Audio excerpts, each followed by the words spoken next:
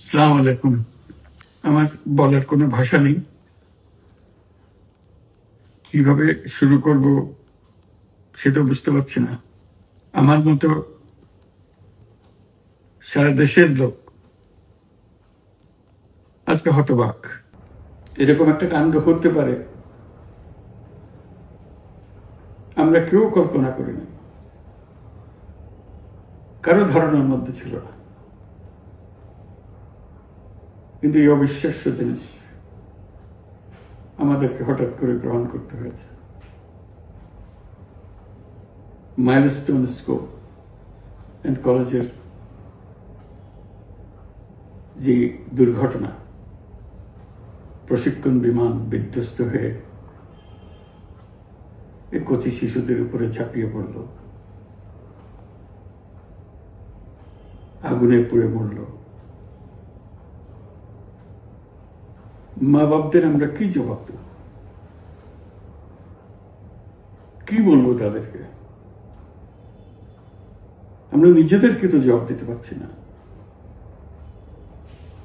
অজানা শিশুদের মুখ সবার চোখে ভেসে উঠছে। সারা জাতি হতভম্ব, বাক্রুদ্ধ, শোকাহত বললে খুব কম বলা হবে। এই দুর্ঘটনার রেশ এখনো কাটেনি।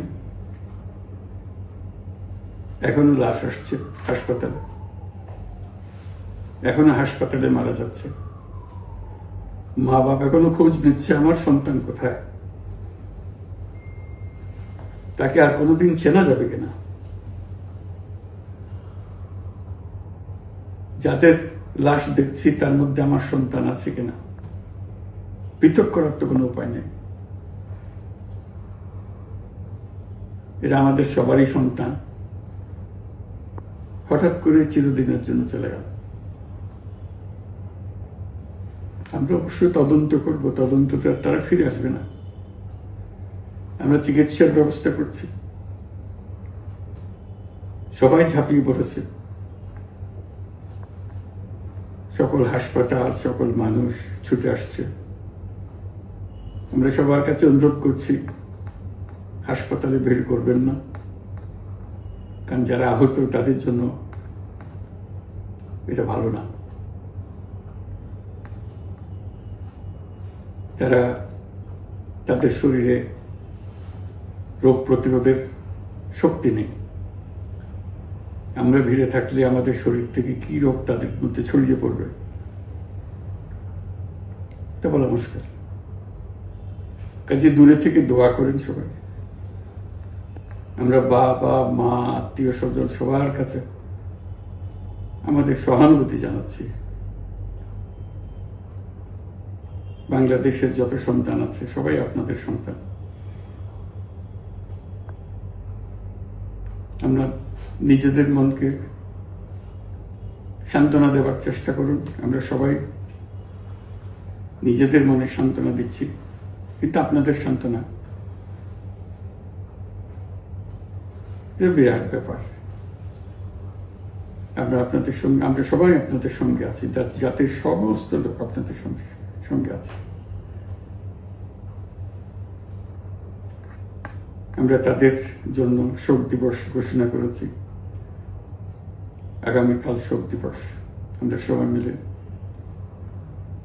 তাদের কথা স্মরণ করব, তাদের আত্মার শান্তি কামনা করব। আজকে থেকে সবাই তাদের আত্মার জন্য, তাদের রুহের জন্য মাগফিরাত কামনা করব। আল্লাহ আপনাদেরকে শান্তি দিন। আমাদের জাতির সবাইকে, যারা এই দুর্ঘটনায় বিধ্বস্ত, সবাইকে আল্লাহ শান্তি দেন। তাদের জন্য দেশবাসী সবাই আমরা দোয়া করছি। আল্লাহ এই শিশুদের জান্নাতবাসী করুন। খুদা হাফেজ।